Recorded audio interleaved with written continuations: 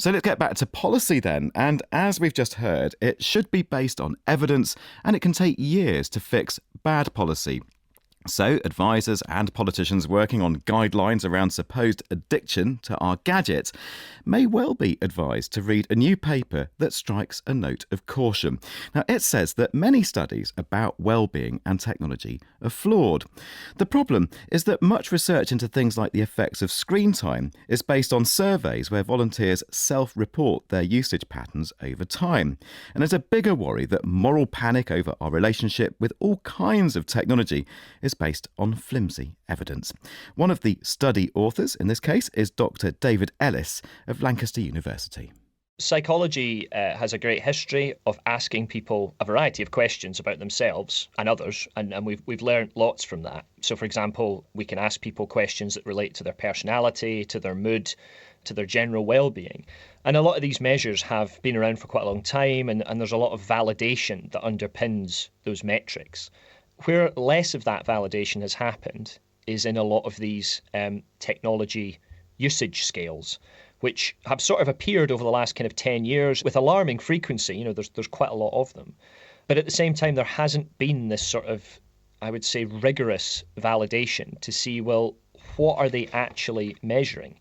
Now, we've found here that they're not measuring technology usage maybe as well as we would hope.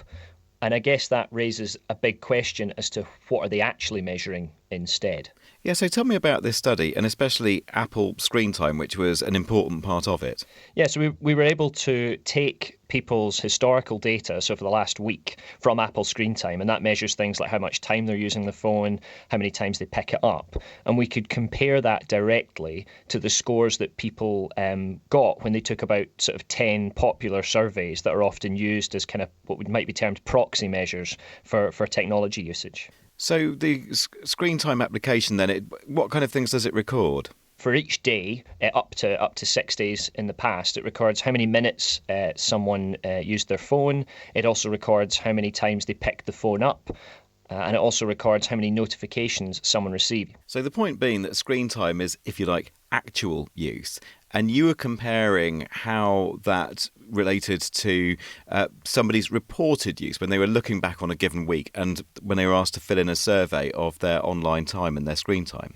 That's right. We took 10 widely used surveys for measuring screen time, and these ask people either how often they use their phone or how problematic they might consider their usage. And we compared those to the objective data from Apple's screen time. How did you avoid biases from people knowing that they were part of a survey? One of the brilliant things is that it has all that data stored historically.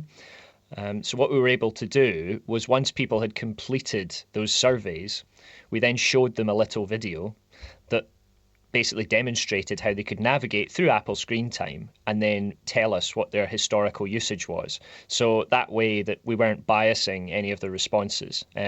So it kept things quite clean. Okay, yeah. So you didn't say, right, start recording now and come back in a week's time and tell us what has happened. It was looking back at a previous week's usage. Exactly, yeah. So it stops any kind of social desirability effects. So what did you find? Overall, we found that the self-reported data and the objective data didn't really align that well. Now, that's not to say there's no relationship at all, but it certainly wasn't a very strong relationship. And that kind of tells us that what people think or worry about doesn't necessarily align with their behaviour.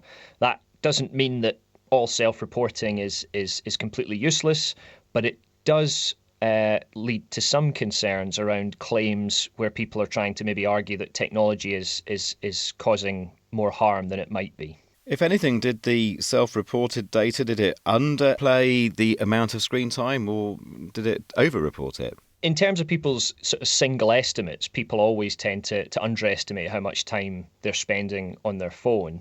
And that's something that we've found in previous studies as well.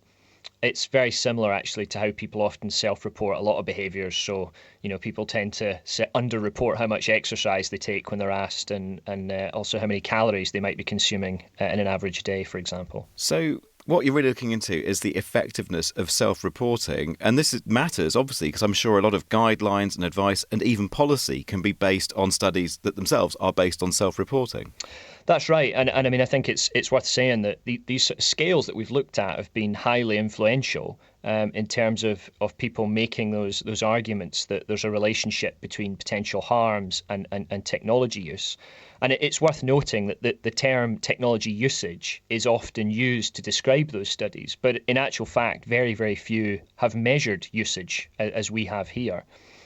It's interesting as well that the small number of studies that are starting to use more objective data tend to find either no relationship between health and technology, or even the reverse trend, where actually more technology use, like social media and smartphone activity, is associated with positive outcomes. The question in terms of what these scales are actually measuring, at this stage we might speculate that they're probably tapping into some sort of subcomponent of anxiety or low mood. So, many of the questions ask people things like, how much do you worry about your smartphone use?